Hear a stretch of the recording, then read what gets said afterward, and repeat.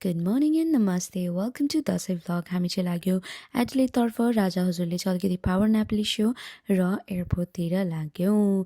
एयरपोर्टको vibe चाहिँ मलाई एकदमै मनपर्छ र यहाँको सबैजनाको भ्यू, फ्यामिलीलाई भेट्नेको एक्साइटमेन्ट, ट्राभल गर्नुको लागि, जर्नीको लागि.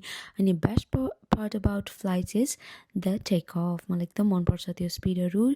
चिज क्र्याकर्स खाएसँगै राजा हजुर र मैले चाहिँ अगाडि र पछाडिको विन्डो सिट लिएका थियौँ र पुग्यौँ हामी एडिलेड पुग्न सँगसँगै साजन दाई र मामाले चाहिँ लिन आइसक्नु भइसकेको थियो. सो हामी चाहिँ लगातार अगाडि बढिरह्यौँ र घर पुग्ने बित्तिकै रेडी हुन थालिहाल्यौँ. रेडी हुँदै चाहिँ मैले कति धेरै नेपालबाट ल्याएको गिफ्ट्सहरू, अर्नामेन्ट्सहरू लगाउँदै रेडी भएँ र टिकाको पनि समय भइसकेको थियो. मामाहरूले चाहिँ अगाडि गएर टिका प्रिपेरेसन गरिराख्नु भएको थियो अनि हामी चाहिँ फोटो सेसनतर्फ लाग्यौँ. अब पालो रहेको छ टिका टाइम.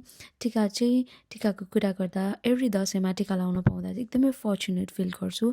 अनि यो दसैँमा चाहिँ मामा माइजूहरू पनि आउनुभएको थियो र दसैँको टिका लगाउनु पाउँदा एकदमै रमाइलो भयो. अनि सुनिताले यति राम्ररी होस्ट गरेको थियो दसैँको लागि. I was really happy. So now I'm presenting you all the memories that we collected all together.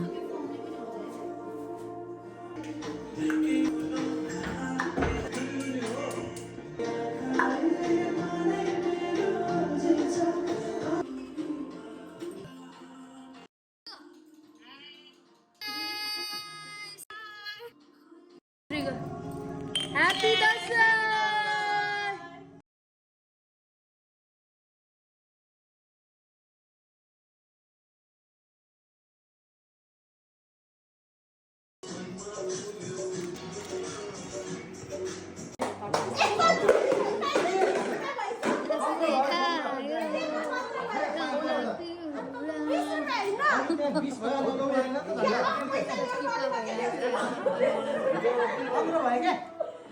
Mama